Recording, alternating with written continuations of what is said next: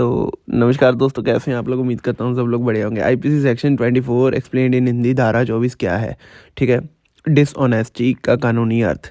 ठीक है, क्या आप जानते हो कानून में डिसऑनेस्ट इंटेंशन साबित हो जाए तो सज़ा बदल सकती है। आईपीसी की धारा 24 इसी डिसऑनेस्टी शब्द को डिफाइन करती है, जब जो चोरी, धोखाधड़ी और कई अपराधों की नींव है।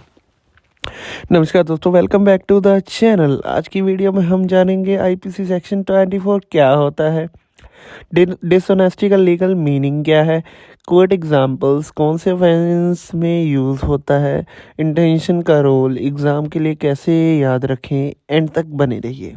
ठीक है, आईपीसी सेक्शन 24 क्या है। आईपीसी सेक्शन 24 कहता है कि a person is said to do a thing dishonestly if he does it the intention of causing wrongful gain to the person or wrongful loss to another। ठीक है, हिंदी में बताता हूँ। अगर कोई व्यक्ति किसी को गलत फ़ायदा या किसी को गलत नुकसान पहुँचाने के इरादे से काम करता है तो उसे लॉ में डिसऑनेस्टी माना जाता है। ये सेक्शन आईपीसी के कई क्राइम्स का बेस है। रॉन्गफुल गेन और रॉन्गफुल लॉस। आईपीसी के अकॉर्डिंग रॉन्गफुल गेन जब कोई बिना लीगल राइट के प्रॉपर्टी हासिल करे। रॉन्गफुल लॉस जब किसी को प्रॉपर्टी का नुकसान हो जिसका उसे लीगली हक था। ठीक है, सिर्फ प्रॉपर्टी सिर्फ पैसा नहीं, मूवेबल और इमूवेबल दोनों हो सकती हैं। ठीक है जी। डिसऑनेस्ट इंटेंशन क्यों इम्पोर्टेंट है। क्रिमिनल लॉ में actus reus plus mens rea is equal to offence. Mens rea मतलब गिल्टी माइंड। आईपीसी सेक्शन 24 बताता है कि अगर इंटेंशन ही डिसऑनेस्ट है तो क्राइम सीरियस हो सकता है। विदाउट डिसऑनेस्ट इंटेंशन कई केसेस सिविल डिस्प्यूट भी हो सकते हैं। प्रैक्टिकल एग्जांपल, एक किसी का फ़ोन उठाकर बेच दिया is equal to wrongful gain plus owner का loss is equal to dishonest. किसी को झूठा बताकर पैसा ले लेता है, फ्रॉड, डिसऑनेस्ट इंटेंशन। गलती से किसी का बैग ले जाता है, अगर इंटेंशन नहीं था तो आईपीसी 24 नहीं अप्लाई होगा। मतलब जो यार डिसऑनेस्टी दिखाए, बेईमानी की कोई भी चीज़ है उसको आईपीसी सेक्शन डिफाइन करता है।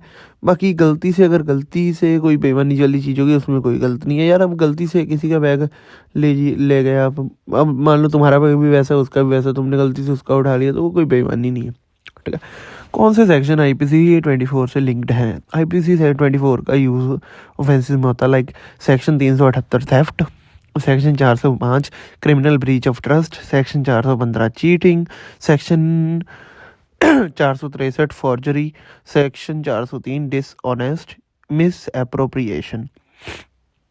इन सब में डिसऑनेस्ट इंटेंशन प्रूव करना ज़रूरी होता है। उसके बाद आ जाता है कोर्ट इंटरप्रिटेशन। कोर्ट्स में हमेशा ये देखते हैं कि इंटेंशन स्टार्टिंग से ही था कि या बाद में बना, सर्कमस्टांसेस क्या थे, एक्यूज्ड का कंडक्ट क्या था, प्रॉपर्टी का यूज़ कैसे हुआ। डायरेक्ट एविडेंस काम होता है, ज़्यादातर इंटरफेरेंस से प्रूफ होता है।